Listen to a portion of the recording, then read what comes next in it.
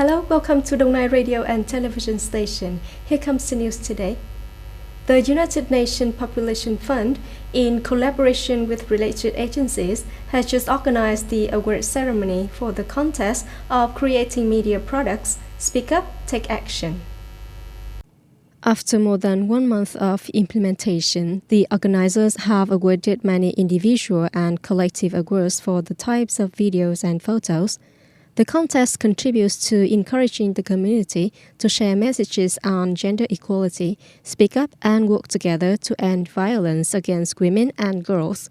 This is an opportunity to uncover gaps in propagating and providing information on gender basis. According to the National Survey on Violence Against Women in 2019, nearly 63% of Vietnamese women experience physical, sexual, emotional, and economic violence. Therefore, the United Nations Population Fund and its organizations affirm a strong commitment and call for action to end violence against women and girls in Vietnam. Together, we build an equal, safe society for women and girls, the basic foundation for achieving the Sustainable Development Goals by 2030. According to information from the Department of Higher Education, Ministry of Education and Training, at the end of the first round of admission, the enrollment software has helped successful candidates enter the highest priority aspirations and help schools control virtual contestants. According to the first round entrance examination results, depending on the official enrollment of candidates, there are preliminary 161 units who have met the quota. If calculated from the level of 70% of the target or more, this number is up to 205 units.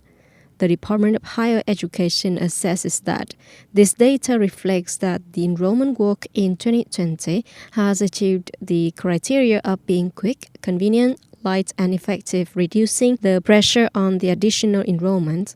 83 universities with enrollment rates below 50% will organize additional admission from October the 15th to the end of 2020. At 8 a.m. on October the 8th, a direct and only debate between the two U.S. vice presidential candidates, Mike Pence and Kamala Harris, took place in Salt Lake City, Utah.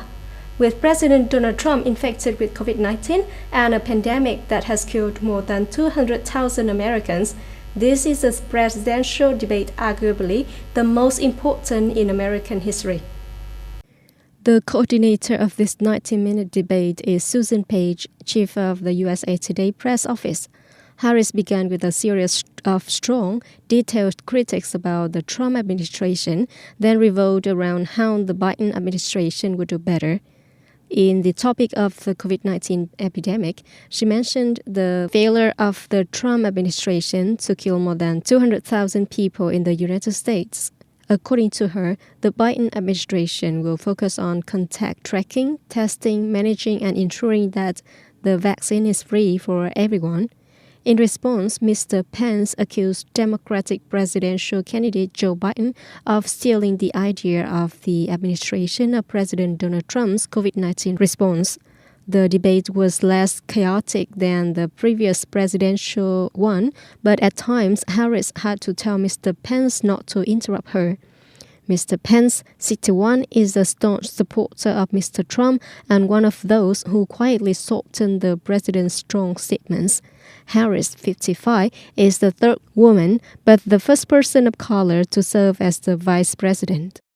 Amid a high record of COVID-19 cases recently, French President Emmanuel Macron on October the 7th said the government would impose new regulations.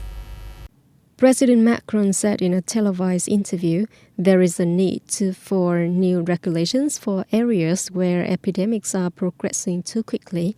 We have to be accountable to each other. Now the medical team is under pressure. The above information was given at the time that France recorded more than 18,000 COVID-19 cases in the past 24 hours. Also in Germany, state governments have agreed to tighten measures to control the source of infection. Among these were the imposition of strict restrictions on the 7 epidemic hotspots when the number of new infections exceeded 50 cases per 100,000 population in 7 days, including Berlin. The most important purpose of fully implementing measures is to restart the economy and keep schools and kindergartens running. That's all for the news today. Thank you for joining us and goodbye.